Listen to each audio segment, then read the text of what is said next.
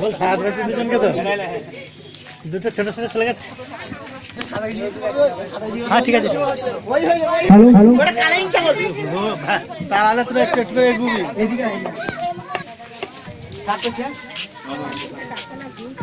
তো আমরা এসে গেছি সেই জায়গাতে যেখানে আমরা সবাই শুনেছি সেই বিখ্যাত সেই ছাগলের কথা।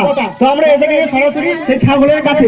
তো যে এই ব্যক্তি দেখুন এই সেই ছাগল বিখ্যাত সেই ছাগল তাদের কথা আজকে গোটা ওয়ার্ল্ডে ছড়িয়ে গেছে। এই সেই দুই ছাগল আমরা এই সরাসরি কথা তার সাথে যিনি এই ছাগলগুলোকে মানুষ করে যাতে হাতে পাচ্ছে, ঠিক আছে? হ্যাঁ তার জন্য শেখ নাদিম। আচ্ছা, তো মিস্টার নাদিম আপনি তো এই ছাগলগুলোকে ছোট থেকে জানেন, ছোট থেকে বোঝেন, তো আপনার এই দুটো ছাগল খুব বিখ্যাত হয়ে গেছে, তাই আপনার কাছে কিছু কোশ্চেন আমরা করতে চাই। তো প্রথম আমার কোশ্চেন হচ্ছে যে আপনি এই ছাগলগুলোকে কি খেতে দেন? কোন ছাগলটাকে? কালোটাকে না সাদাটাকে? কালোটাকে। কালোটাকে ঘাস খেতে দিই। আর সাদাটাকে? ওকেও ঘাস খেতে দিই। আচ্ছা, আর আমাদের নেক্সট কোশ্চেন হচ্ছে যে আপনি এই ছাগলগুলো কিভাবে পরিষ্কার পরিচ্ছন্ন রাখেন? কোনটাকে? কালোটাকে না সাদাটাকে? কালোটাকে। কালোটাকে ভালো করে পরিষ্কার করে সাবান টাবান দিয়ে। আচ্ছা, আর সাদাটাকে? একই সাবান টাবান দিয়ে পরিষ্কার করি।